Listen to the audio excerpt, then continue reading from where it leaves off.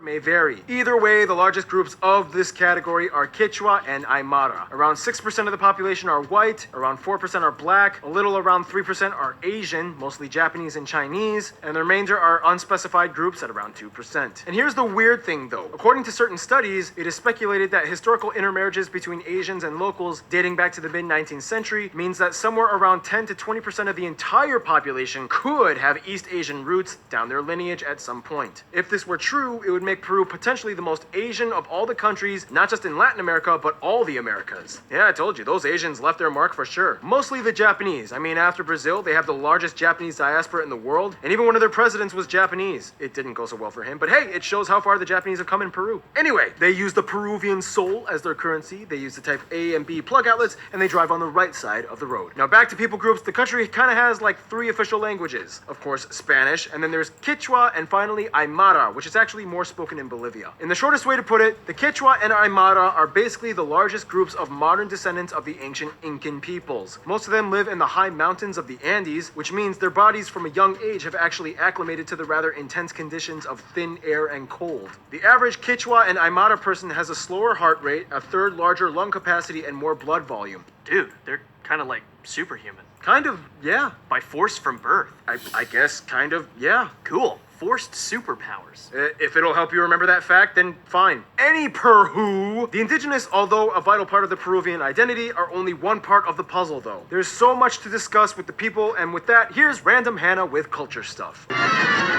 Today, with generations of multicultural backgrounds, the population of Peru is very different from how it started centuries ago, yet they never lost their roots. As mentioned, historically, the Incans created an entire complex society of millions, all without the advantages that were used in Western societies. According to Atlas Obscura, the Incans never invented the wheel, never figured out the arch, and never discovered iron, but they were masters of fiber. Everything from ships, armor, slings, and bridges were made of fiber one way or another. They even had a system of communication with knotted fibers called quipus. Otherwise, today traditions still live on in the indigenous communities. For one, Quechua women that are married often wear various types of woven hats, whereas single women wear knitted hats.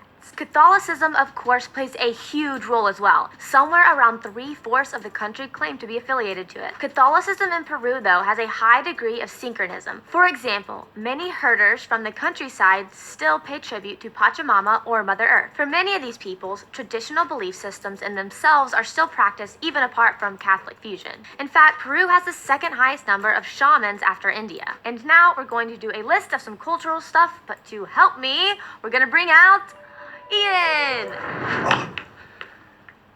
All right, we're back at it. You know what to do.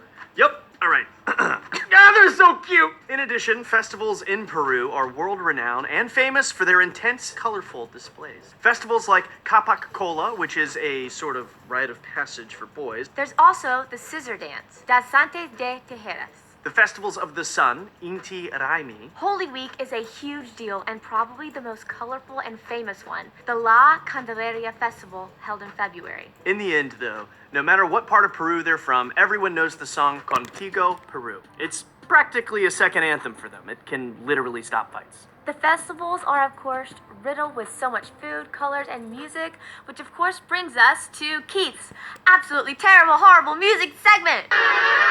Musica Paraguano! Oh, Peruano! When you think of music in Peru, immediately, most people just think pan flutes, and pan flutes. Pan flutes are a huge part of their musical culture, but there's a ton of other traditional instruments. One of the most commonly used ones is the charango. Charango?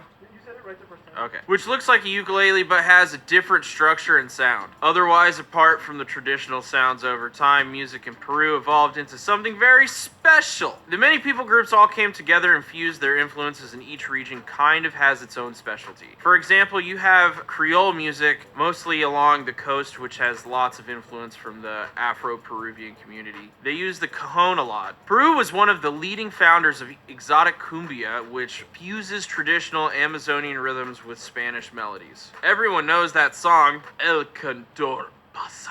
Simon and Garfunkel even did a cover of it. And that's about it. Remember, buy a Keith shirt at geographynow.com, because this shirt is the shit. Thank you, Keith. Yes, buy a shirt at geographynow.com. Now, there's a lot of other things we could have mentioned, like often when drinking beer, they leave a little left in the glass and then pour it on the soil to give back to Mother Earth. There's those long skulls of the Paracas, which are brought up a lot in alien conspiracy theories. But anthropologists say that people would just kind of push their baby skulls in between long boards to make that shape for aesthetic reasons, symbolizing nobility. They do have a long history of political strife. I mean, the past 5 presidents are either dead or in jail. And finally, almost every Peruvian has told me, we hate Senorita Laura. Don't mention her. She is a national disgrace, and she was exiled. She's Mexico's problem now. Yeah, thanks, Peru. In any case, now it's time to do the incredibly condensed history section. In the quickest way I can put it, pre-Incan civilizations. Incas. Conquistadors come in. They fight the Incas. Amaru II Rebellion. Viceroyalty years under Spain. Wars of independence for all of Latin America. San Martin versus Bolivar. Guano era. Ramon Castilla signed a free trade agreement, and today Peru hosts the largest Chinese community in Latin America. Relations with Japan, however, go even earlier during the Manila Galleon years, in which ships would transfer peoples and goods back and forth from the Americas to the largest Asian Spanish colony, the Philippines. Japan often got involved and eventually was exposed to Peru. Since then, heads of state have constantly visited, bilateral agreements signed, many Japanese companies operate hubs in Peru, and the two are always close. In terms of their best friends, however, most Peruvians I have talked to have said, depending on who you ask, it would probably be Argentina and Bolivia. Even though they don't border Argentina, they've always kind of kept an eye on each other. Business is always usually good, and Peru totally supported Argentina in the Falklands/Malvinas War. They are part of numerous organizations like the Latin Union, the Union of South American Nations, and so on. Culturally, though, Bolivia seems to tie in better with the indigenous community, as both countries have high populations of Quechua and Aymara groups. At one point, they were even joined together under a confederation for 3 years back in the 19th century. Bolivia shares the same Incan blood, as they were both historical centers of the famous empire prior to Spanish rule. They will forever be mountain brothers. In conclusion, Peru has gone from an empire that thrived on foot speed, fibers, and festivals, and now it's fusion, finance, and food. Take a seat and enjoy the barbecue because Peru serves up quite a dish. Stay tuned, the Philippines is coming up next. Mabuhay!